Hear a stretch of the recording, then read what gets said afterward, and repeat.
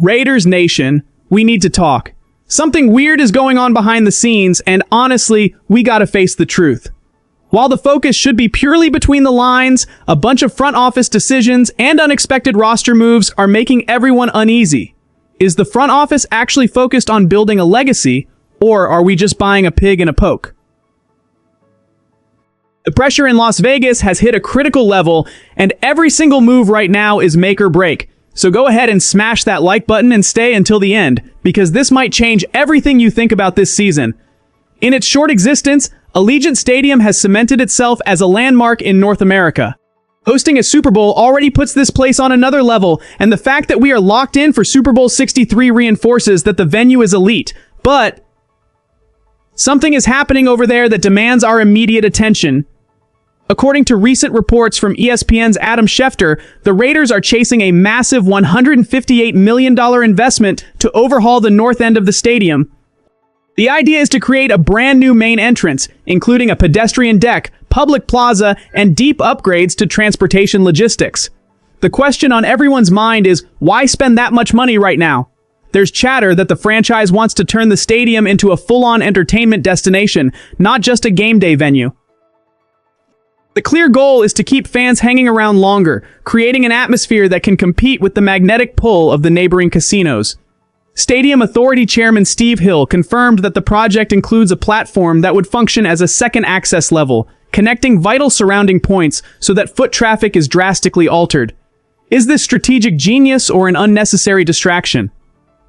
Nothing confirmed yet, but the plan is to use $75 million from an existing public fund earmarked for improvements. In other words, the money is right there, but the impact on the everyday fan experience could be dramatic. If this actually happens, Allegiant stops being just a stadium and becomes the beating heart of the city in a way we have never seen before. But we gotta be honest with ourselves. The local fan base still hasn't fully bought into the team in practice. QB Kirk Cousins recently talked about the struggle of building a real connection with the famous black hole in Las Vegas, admitting that the atmosphere is incredible, but that they, as players, need to give fans a reason to leave the house. Does building a new plaza solve the problem of not winning games? I have my doubts. If the team doesn't deliver on the field, are fans going to care about a new pedestrian deck? Or is this just an attempt by the front office to gloss up the storefront while the main product, our Raiders, is still dragging with inconsistency? Trying to build this fan base in Vegas has been an uphill battle. The franchise is valuable, the stadium is luxury, but the soul of the team needs more. It's a gamble. If they invest this much into concrete and steel without guaranteeing production on the turf, fan frustration could reach levels we have never seen. But hold on, because what's coming up next about our defense completely flips the script. The defense has been overhauled. The goal was crystal clear. Stop being just a supporting act. Bringing in Quay and Nakobe brings a winning DNA on paper. They came from organizations like the Packers and Eagles, and most importantly, they bring that ex-teammate chemistry from the Georgia Bulldogs. Maxx Crosby, our superstar, didn't hide his excitement. In recent statements, he was emphatic about never having two guys with this kind of leadership ability and intensity playing right behind him in his entire career. According to him, they are dogs. Literally, the confidence they bring is something this unit desperately needed, but let's look at it coldly. The transition to a new scheme under defensive coordinator Rob Leonard is dangerous territory. Dean and Walker had mixed grades on Pro Football Focus last season. Is college chemistry really enough to level up in the NFL? Or are we just watching a hype train built on names and past connections? There is insane pressure on these guys. Crosby played nearly 1,000 snaps last year, carrying the piano all by himself. The expectation is that with this new duo, he can be even more lethal, with less weight on his shoulders. But what if the adjustment to Leonard's scheme is slow? What if their aggressiveness turns into disorganization on the field? Nothing confirmed yet, but the whispers that this defense could be the best of the Las Vegas era are everywhere. Their bond already looks strong. Dean heaped praise on Crosby, confirming what everybody already knows: this guy's motor just doesn't quit. When your leaders are speaking the exact same language, the odds of success go up, but at the end of the day, what counts are results on fourth downs. The question is this energy sustainable over a grueling 17-game season? The Raiders defense needs to stop giving away easy points if they want to dream about something big. If that actually happens and the defense steps up, the scene shifts to our next topic, and believe me, the temperature over there is high too. The optimism is high, but caution needs to be higher. Fernando Mendoza arrived as a generational hope.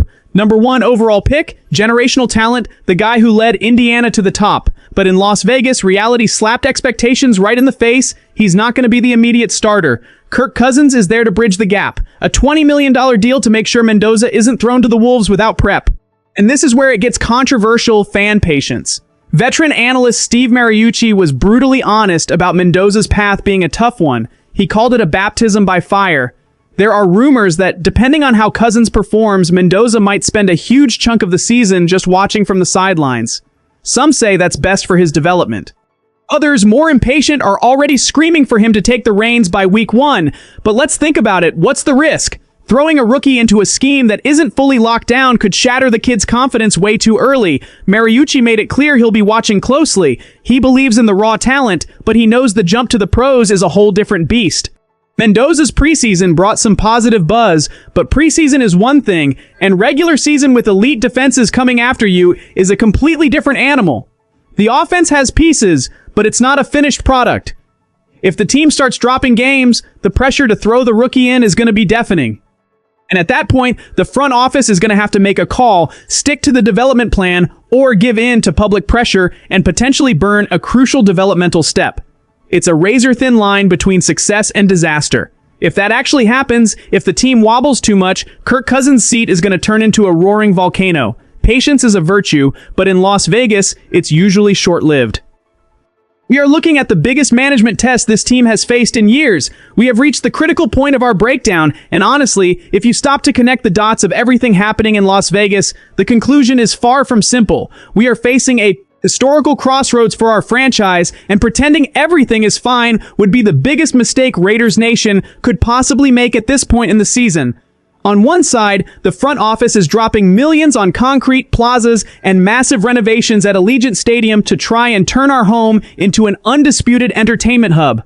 It looks great on paper, catches eyes, and locks down the brand off the field. But what about the fan who bleeds for this team? What about the black hole loyalist who wants to see wins on the turf? As Kirk Cousins himself admitted, the fan base is dying to support the team, but the guys need to give everyone a real reason to pack the stadium and make it pulse with soul instead of just depending on tourism and people heading to the neighboring casinos. On the other side, our defense has been completely revamped with the arrival of Quay and Nakobe Dean, bringing that insane bulldog dog mentality that Maxx Crosby has been hyping up. On paper, the promise is an unforgiving unit with leadership to spare, taking tons of weight off our main pass rusher's shoulders. But the transition under Rob Leonard's scheme is sketchy ground. Is pass chemistry really going to survive the brutal NFL pace? Or are we setting our expectations way too high on guys who still need to prove consistency week in and week out? And to wrap up this package of uncertainties, we have the absolute future of the franchise resting right on the shoulders of Fernando Mendoza, our top overall draft pick. Having a rare gem on the roster is any fan's dream, but deciding to stash him behind Kirk Cousins as a bridge starter sparks a fierce debate. If the team stumbles early on, the public pressure to skip steps and throw the rookie straight into the fire is going to be deafening. It is a massive risk. If the front office misses on the timing, we could burn out one of modern football's biggest prospects just because of sheer impatience. The truth is, the Raiders are swinging for the fences on multiple fronts all at once. The stadium, a rebuilt defense, and the generational transition at the most important position in sports. None of this is a guaranteed lock, and the odds of it blowing up in our faces are just as huge as the payoff. Now I want to hear from you, diehard fan who sticks with this team even through the most stressful moments. Put your hand on your heart and tell me, does this bold front office strategy lead us straight to the top, or are we just building a pretty storefront for another year of suffering? Drop your comment right down here because the debate is about to catch fire and I want to hear what our fan base has to say.